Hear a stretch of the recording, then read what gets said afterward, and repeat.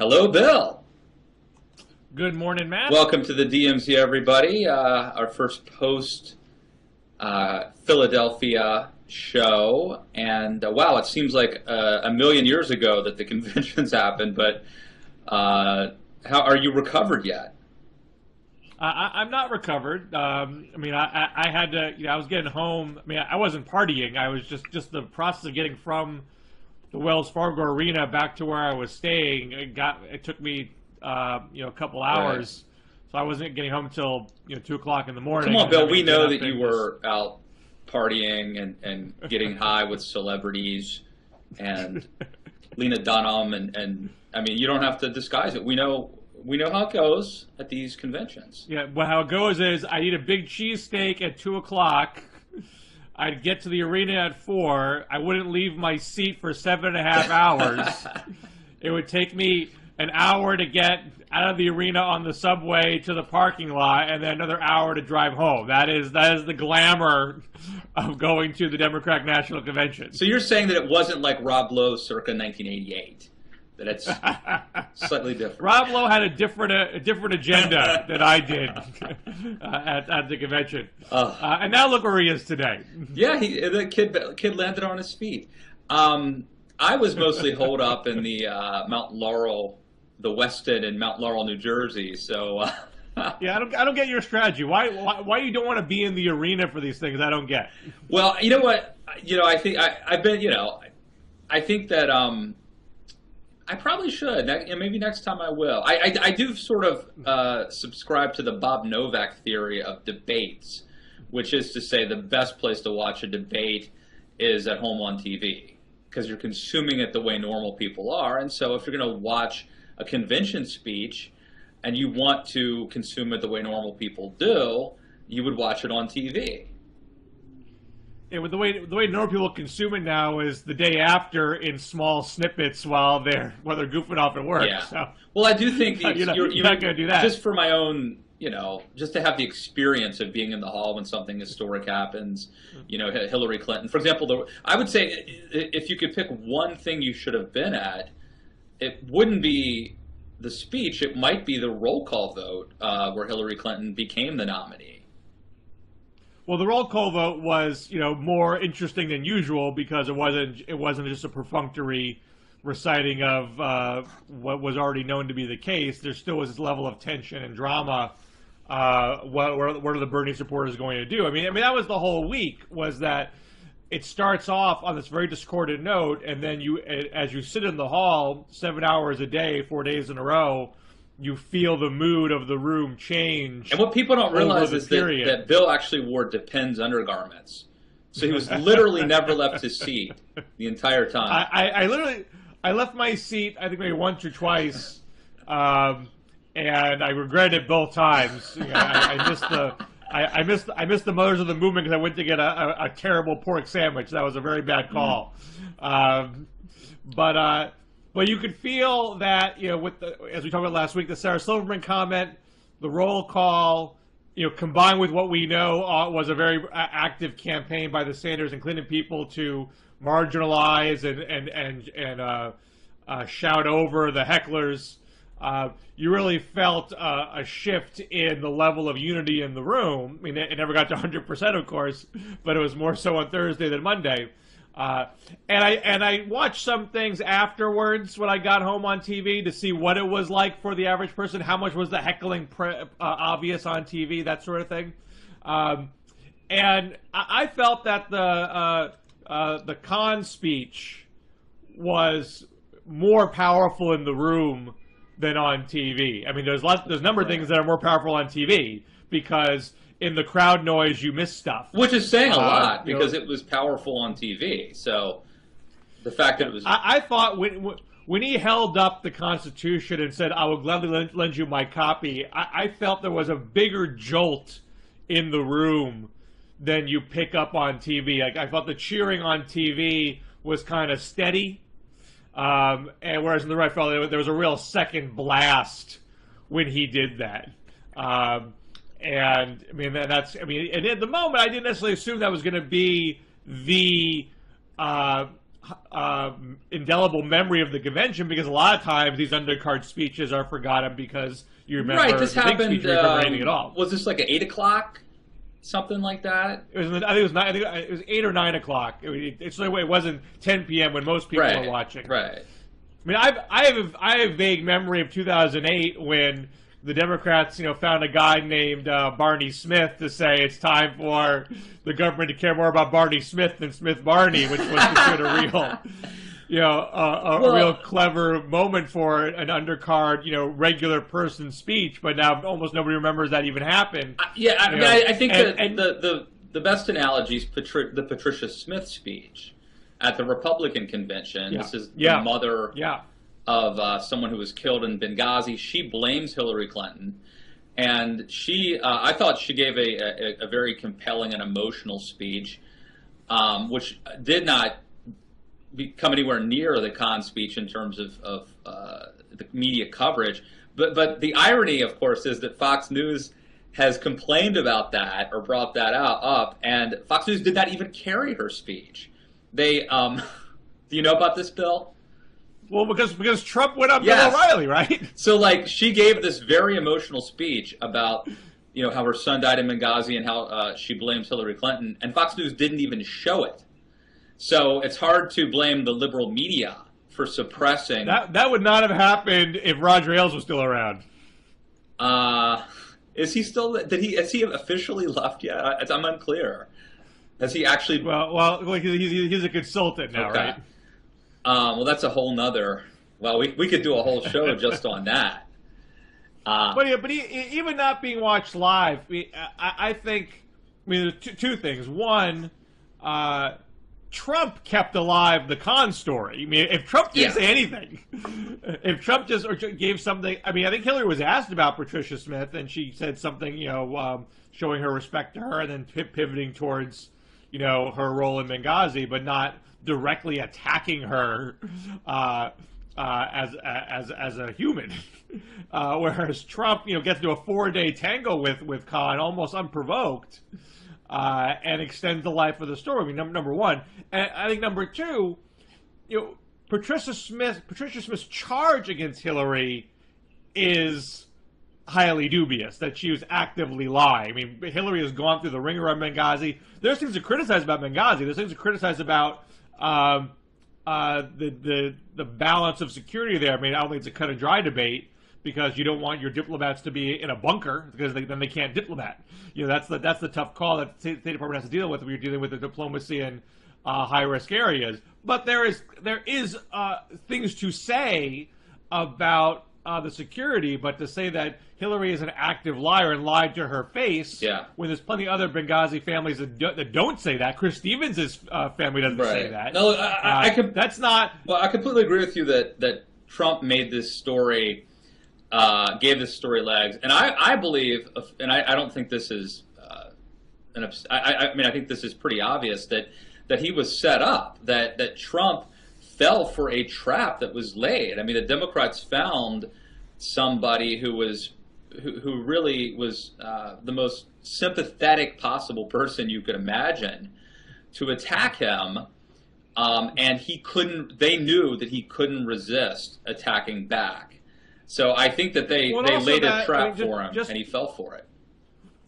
Well, just to contrast with Patricia Smith, I mean, Khan's basic point was more of a universal truth. You cannot discriminate against people on their religion based on the United States Constitution. I mean, that's just a fact. I mean, there's a political element to it, of course, the way he turned the knife in, and Trump, accused him of not having read the Constitution. But then again, Trump has talked about reading Article 12 of the Constitution, so it's not on totally baseless ground there. And Trump's counterattack isn't on the merits of the argument; it's just an ad hominem attack.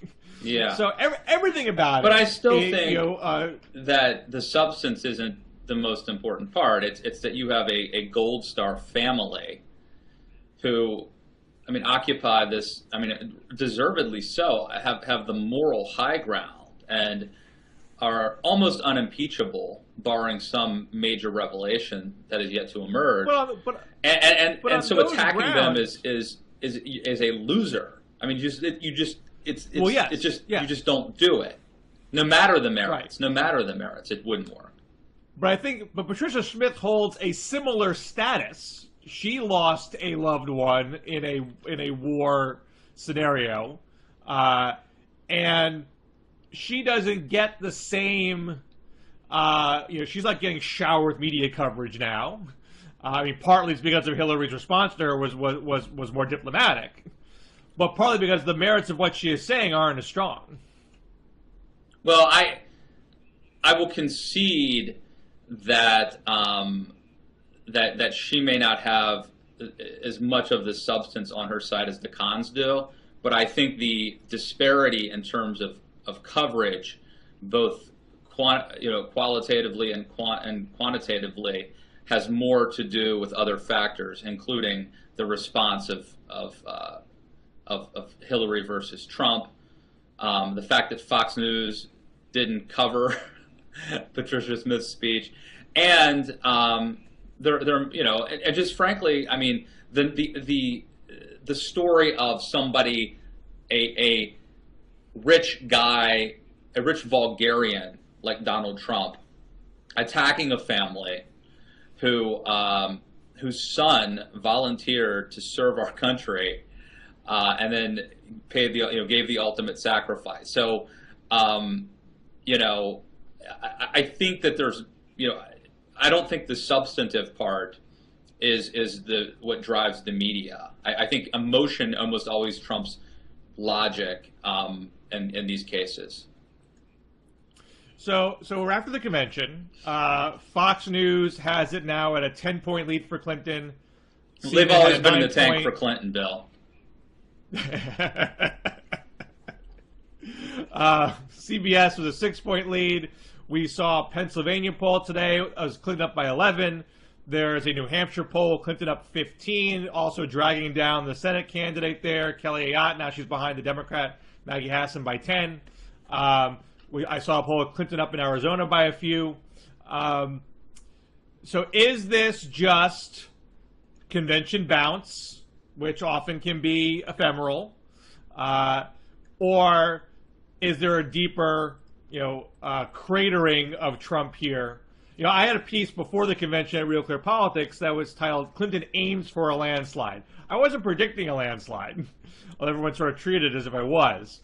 My point with the piece was that the way Clinton is pivoting post-primary, I think people saw it more clearly during the convention, essentially predicting this is what she was going to do, reaching out to those Never Trump Republicans, national security hawks, Michael Bloomberg independents, etc. She is trying to build a very broad, maybe not deep, but broad coalition where she could win by upwards of 10 points. And now, and so I said, it seems that Trump has a ceiling of about 45. Looking at the polls over the past year in the Real Clear Politics polling average, he has never hit 45. Now, the day after I wrote that, he got his little convention bounce and he hit 45.7 in the average. He had a couple of polls where he was hitting around in the upper 40s, which is rare for him.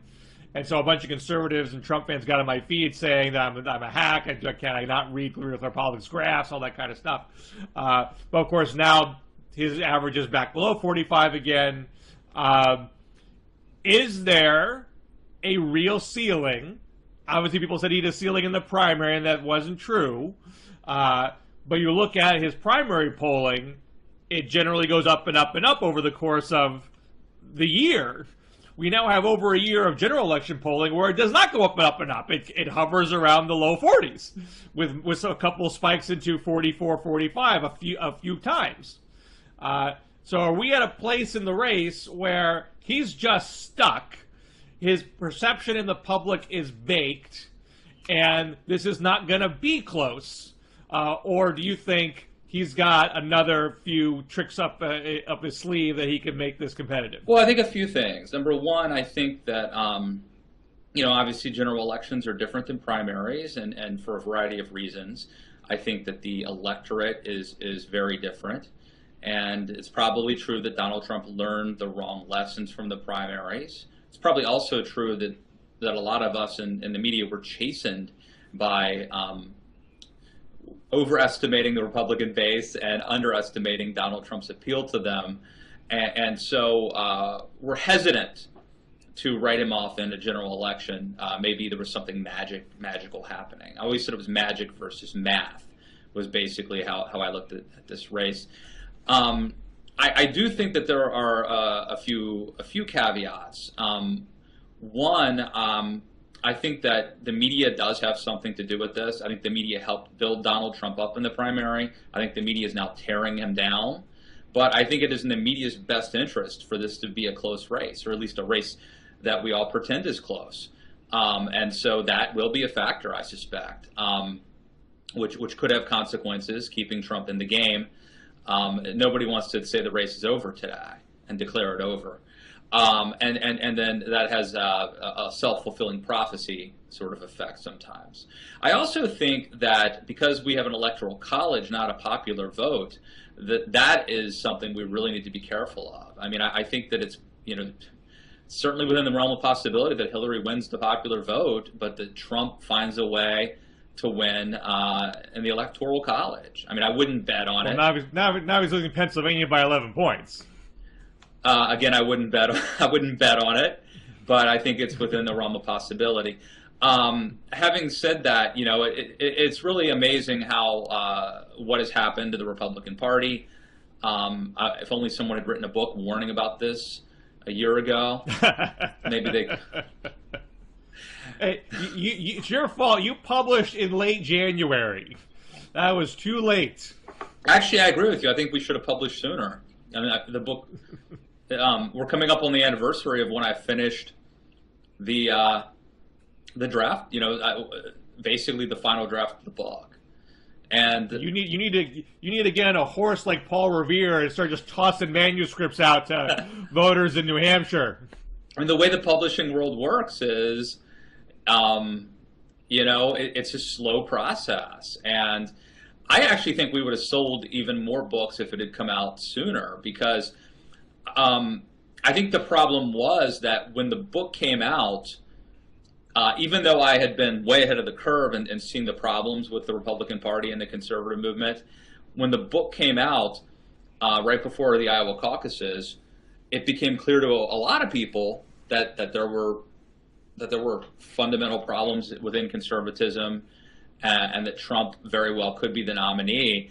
And all of a sudden, I think everybody started writing about these topics. And so there I am with my book out, but I'm competing against free copy by every smart writer in America.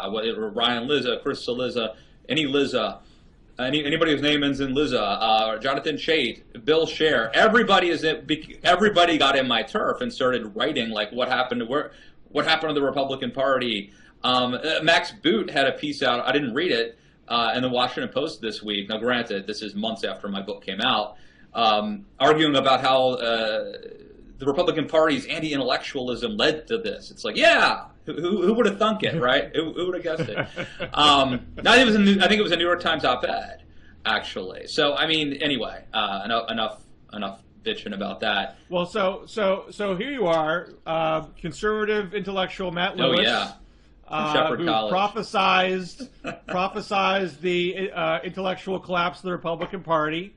He's watching it disintegrate before his eyes. This week you have two pieces that I've read. One saying that you can't vote for Gary Johnson if you are conservative, even if you are a libertarian. You feel he's not a good libertarian. True. in your view. True. And you also write a column for Roll Call saying, don't leave the Republican Party. True. Even if you're mad at Trump, don't abandon the party yet. They're still good to be preserved. Let's work to save it. So, does this mean if you can't vote for Gary Johnson, you can't vote for Hillary, you can't vote for Jill Stein, you want to save the Republican Party? You could vote for Jill Stein. If you want to make sure. Oh, okay. Is that where you're landing right now? You're going to go Jill Stein? I just talked to a Republican strategist who's voting for Jill Stein to make sure the Green Party stays on the, gets on the ballot in the future. Right now I'm at the, which sounds almost sacrilegious or unpatriotic, but I'm at the do not vote for anybody. Don't even vote. This will be the first election. I mean, Bill, I vote for dog catcher. I vote for county commission and city council. I vote for every election, mainly because my wife makes me. But I've voted certainly in every presidential election since 1992.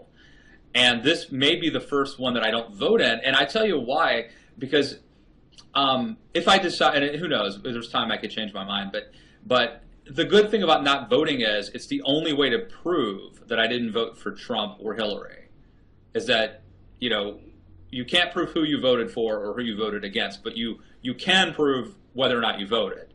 That's a matter of public record. So I may not vote at all just to be able to say, to prove that I didn't succumb to the siren song of Donald Trump.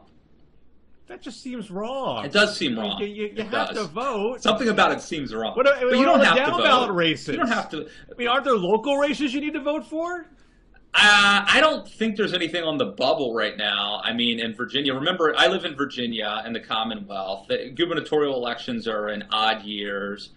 I live in the People's Republic of Alexandria, so I don't know that Matt Lewis's vote is going to be consequential this time in the state of Virginia. But you never, if there's some poor schmo out there running for a register of deeds and he loses by one vote because Matt Lewis had to make some point that nobody cared about. I agree. Look, I agree that it seems. I'll concede it seems wrong. I think that we might fetishize voting. Maybe I'm not convinced on the merits that what I'm doing is not quietly heroic. In fact, I think I think I may be a hero here. I'm not sure. You can take a photo of your ballot. That may be illegal in the booth. Yeah, you can still do it.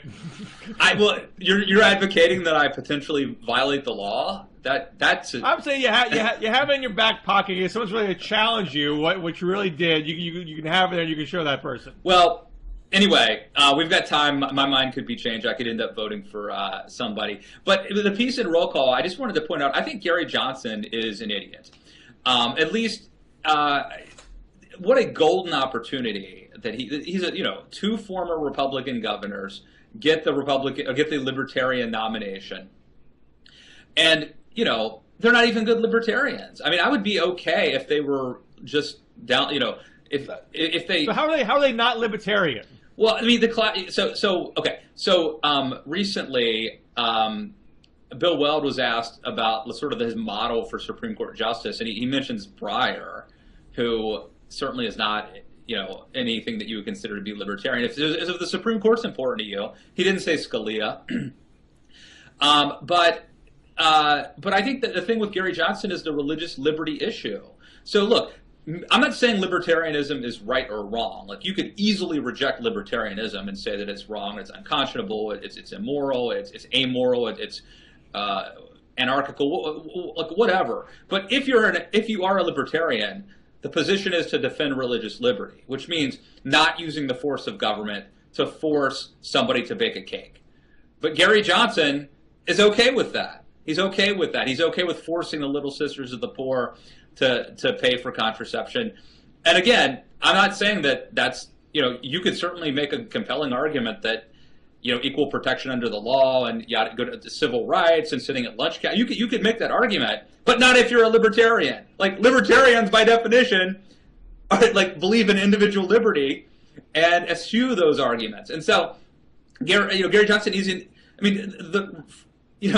religious liberty is in the First Amendment. Gary Johnson doesn't even support that. So I can't.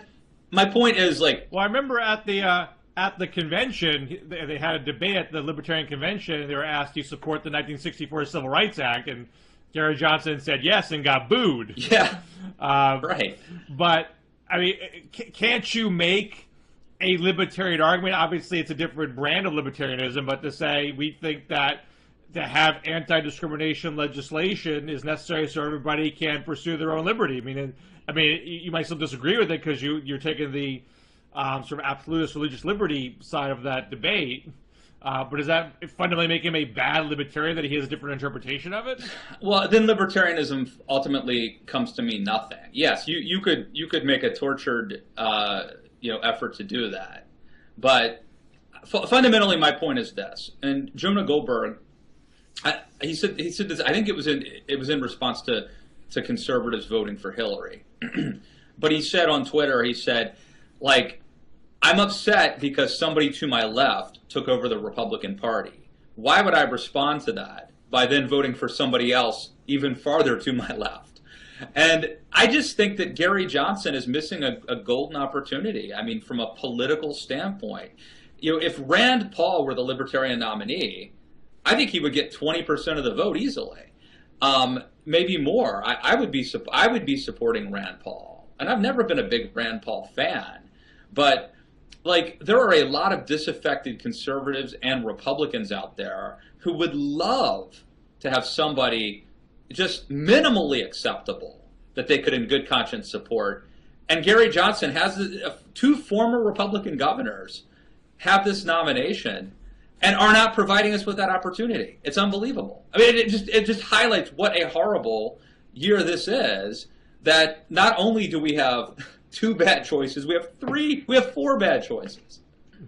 Well, because the social conservatives have no home. I mean, that's the real issue here. If you're primarily an economic conservative, Gary Johnson fits perfectly with you. Yeah, but Ron Paul, but even Ron Paul and Rand Paul would be fine in that if you were a... Well, they're more socially conservative. Yeah, but they're also... I mean, Ron Paul got the Libertarian nomination 2 or 3 times, I think, for president. Like, it's not crazy to think... There's plenty of people that say it's not libertarian for Ron Paul to be anti-abortion, because he's not being libertarian when it comes to women's reproductive choices. But I think there's a libertarian strain that says...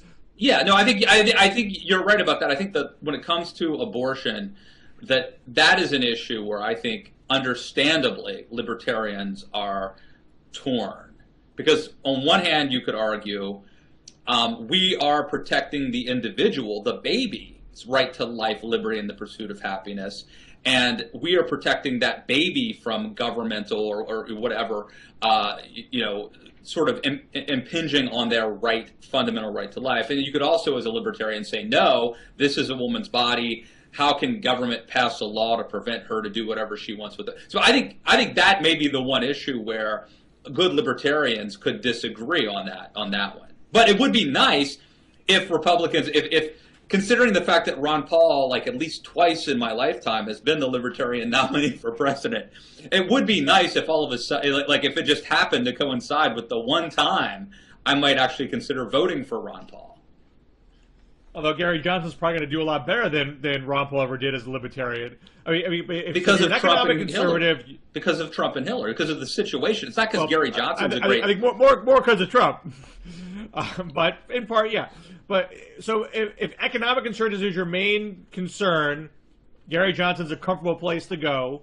If national security conservatism is your concern, Hillary Clinton's a comfortable place to go. She may not be as conservative as you would like, but she at least has more inclination to military intervention than Trump or Johnson or Stein does.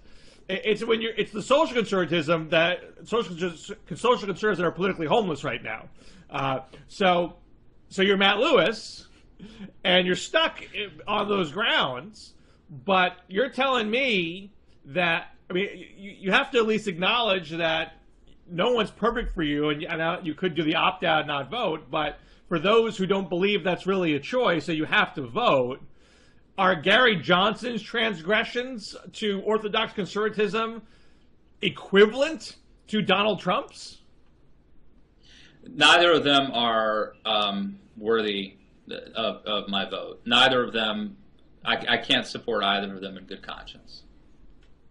Now, there's an ad called I think it's called Confessions of a Conservative, if I remember the title correctly. This is an ad that was done against Goldwater in '64 that went viral again this year because everything that he was saying about Goldwater in that ad seemed to track what you would say about Trump. the Clinton campaign, actually, I think Rachel Maddow tracked down the person that was the actor in that ad, although he's a professional actor, but he was speaking his own mind in that ad. The Clinton campaign tracks her down, cuts a new ad with the same guy saying many of the exact same things. And one of the things that he says in the ad to close is, I thought about not voting, but that would mean that I don't care who wins, and I do care. So, deep down, Matt, do you care who wins? Or does it really not matter to you if it's Clinton, Trump, Johnson, or Stein? This is like one of those psychological things where, like, you know, which boat do you... There's a boat full of, like, children and then a boat with your wife in it, and you have to decide, like, which one... which one sinks, you know, or which one you save, or you know what I'm talking about, Bill? Right. And my thing is, I'm going to wash my hands right now. I could change my mind. And by the way, remember, I mean, just for those who are fans of the show, and there's millions of you out there, you may remember a show not that long ago where I was, you know, Johnson curious. I was contemplating supporting Gary Johnson. Because I'm impressed by his, you know, like some of the stuff he's done, the marathons. I think, didn't he like climb Mount Everest or something? I mean, just individually an interesting guy. I think maybe he might have smoked a little bit too much weed, but anyway. So it's not like I've always been out to get Gary Johnson, but upon further review, this is where I landed. So I'm basically at the point of saying, there are no good options. I wash my hands of this. Like, I do not want to bear... You're ducking my question. I do not want to personally bear responsibility. Do you care who wins? Do I care who wins? I think what I've done... If Hillary beats Trump, yeah, does a part of your soul say... We avoided Trump. Okay, part of me would. Part of me would. Absolutely, part of me would. Here's the fundamental point: is I put it in God's hands. I don't know which is worse. I do not know which is worse, because it's possible that it is the best for America and for the Republican Party and for the conservative movement for Trump to go down in flames. On the other hand, I don't want to be responsible for having anything to do with Hillary Clinton and the 3 or 4 Supreme Court justices she's going to appoint. There are no good options. I think it's honorable to sit this one out. Like, I don't think I don't think that you have a moral obligation to pick your poison, to pick the lesser of two evils. Maybe I may change my mind on that. I mean, you know, everybody now is, of course, citing the Hamilton musical, you know, and there's the one, Dear Mr. Hamilton, if you had to choose, and ultimately Hamilton concludes that Jefferson has beliefs, Burr has none. Right. Maybe someday I say Hillary has beliefs, Trump has none. I mean, you know, we're not there yet. I'm like Paul Ryan and Donald Trump. I'm not there yet. But I would say I voted in every election since '92. I do reject the notion that it is dishonorable not to vote. I don't accept that notion. I think something's going to go on between now and November with conservatives, where there's been this 3-decade narrative of Hillary Clinton as a supreme evil being, which is at best highly exaggerated. Obviously, people can disagree about, you know, basic political positions, but I think there's a character there that goes, you know, beyond the facts at hand. And I think there's going to be some gut checking going on, saying, okay, is she really as bad as we have made her out to be all the time? Obviously, I disagree with her because she's in the opposite party, has a different philosophy than I do. Well, there may be another thing happening too, though. Toxically awful. My mom, this is totally anecdotal. My mom just saw that Dinesh D'Souza movie, and she's now voting for Trump. Like, it scared her so much about Hillary Clinton. I haven't seen it, but it's that kind of propaganda. Let's face it. I haven't seen it. I can only imagine. I'm going to go on a limb say that Dinesh D'Souza's documentary is propaganda. I mean, all that stuff, I think some conservatives are going to say, okay, maybe we got a little out of hand there. She's not as bad as all that. She's preferable to Trump. Let's get back to reality here. I think this might be a real moment of reckoning for the conservative movement, how they've operated for so long, and if they need to return to a more grounded place. Now, you have this piece where you say, let's not leave the Republican Party. This is salvageable. Yeah. I wrote a piece in February for the New Republic called "The Case for Shutting Down the Republican Party," that this base is fundamentally split down the middle between the bigoted who want to deport Muslims and immigrants, ban Muslims from coming at all, and those that don't. And there's polling data to show that's a real split inside the Republican Party, and this is a breach that you can't repair. The folks on the bigoted side of the coin cannot be a base of a functioning, modern, competitive national party. So you got to rebuild on a different basis. Okay. You are saying the Republican Party can be saved. How can it be saved?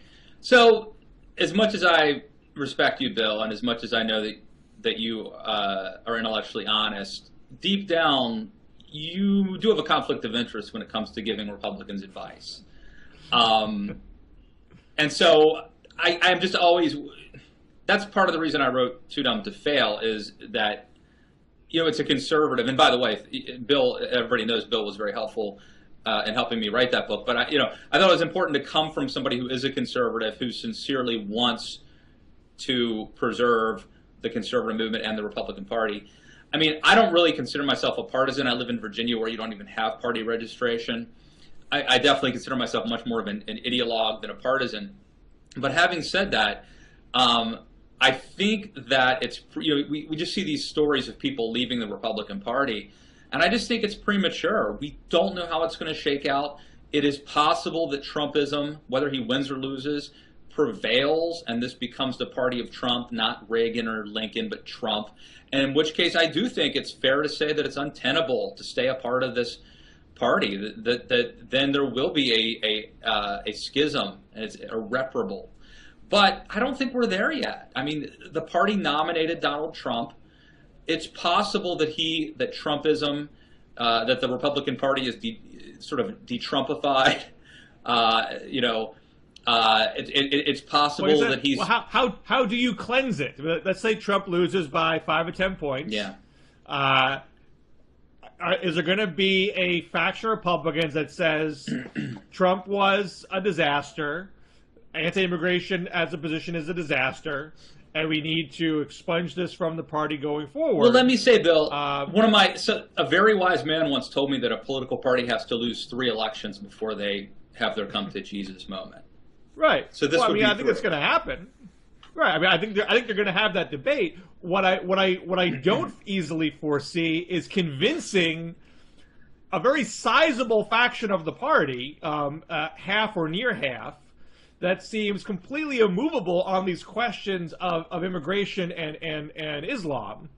How do you get the upper hand in that debate internally when that faction is so large and seemingly impervious to reason?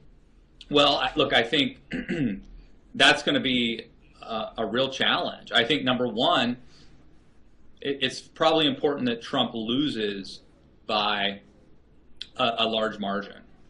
The closer it is, the harder it is to de-Trumpify the party, the harder it is to discredit Trumpism. So,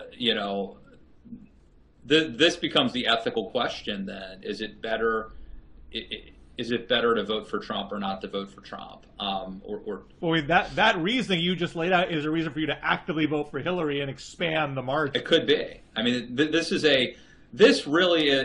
like a game theory thing. There's ethical questions. It's strategic. It's very difficult what we're going through. I also think that it's just important for opinion leaders to try to frame the election. And we'll see. Does Rush Limbaugh, for example, frame it as Trump would have won had had the Never Trump movement gotten on board? Is it the establishment's fault that Trump lost and elected Hillary? Or does he, well, or does the narrative become Republicans had a golden opportunity to win the presidency and they pissed it away by nominating the one guy who couldn't beat Hillary Clinton? So, I mean, this is going to be a fight over a narrative, and it's going to be partly decided by conservative opinion leaders and partly by the margin of victory or loss. But it's going to be a struggle to define the narrative, what happened. But I do think, as you've said, Bill, that sometimes it takes a party 3 losses before they have their come to Jesus moment. So here's my point. Let's see how it shakes out before we abandon the party. Let's see how it shakes out before we abandon. After Democrats lost in 80, 84, and 88, a lot of the left said, okay, we got to nominate somebody who's pro-death penalty and pro-welfare cuts. So be it. You know, that's what we got to do to win an election. I guess that's what we got to do. I don't see the Trump faction getting to a place where they say, okay, we just have to let all the immigrants in to win an election. I guess I'm going to go do that. I think the folks who don't believe that will speak more loudly after losing 3 times. Yeah, but you're misrepresenting around the other side. You're misrepresenting the mainstream conservative point, though. I mean, I don't believe we should let all the immigrants in to win the election either. I'm saying what those folks will say. Yeah, but I mean, so maybe it's. Maybe it's. I mean, here's the other thing too. It's possible that Trump's gone and we move to Ted Cruz. Which has its own problems. And I think Cruz. I would vote for Cruz if Cruz were on the ballot. I would vote for him. He's a real conservative. But I don't. And I do think he would run a much better campaign in terms of organization. His team clearly understands data and voter turnout, but from a messaging standpoint, he would need to change to be viable. But so the Republican Party is going to have a lot of problems going forward. But part of my argument is that these problems didn't happen overnight; they won't be fixed overnight. But if the Republicans in the base decide that reforms need to happen, you're not going to be, if you have fled and abandoned the party, then you will not have the right or the authority to help lead them to the promised land. So if you want to be part of the solution, you can't abandon them. Now, you also can't support Trump. I think what you have to do is preserve your integrity and your character by distancing yourself from Trump, but also preserve your right to be part of the future by not leaving the party. Now, there may come a time when it becomes very clear that the Republican Party is unsavable and untenable, but I don't think we're there yet. Okay, so I got to run. I'm running a little late. I'm going to give you one last suggestion before we go. I think what you want to do then is organize a campaign to write in a particular name that captures what you think the Republican Party should be. I mean, everybody writes in the ghost of Ronald Reagan or something, and they make it a thing that everyone's doing that, and then you have something demonstrable on Election Day to say, here is the faction of the right that you lost on Election Day, because otherwise it's going to scatter to the winds between Hillary and Johnson, or not voting, or random write-ins. Not a bad idea. Let's have our secret vast right-wing conspiracy meeting and get that done. All right. Always going to talk to you, Matt Lewis. Check out. I didn't even talk about the piece I had in the New Republic this week, which is about how the left has to save populism from Donald Trump. So go check that piece out, and check out Matt's pieces in Roll Call and Daily Caller on how he's going to stick around and not vote for Gary Johnson. And we'll talk next week. All right. See you guys. Thanks, Bill.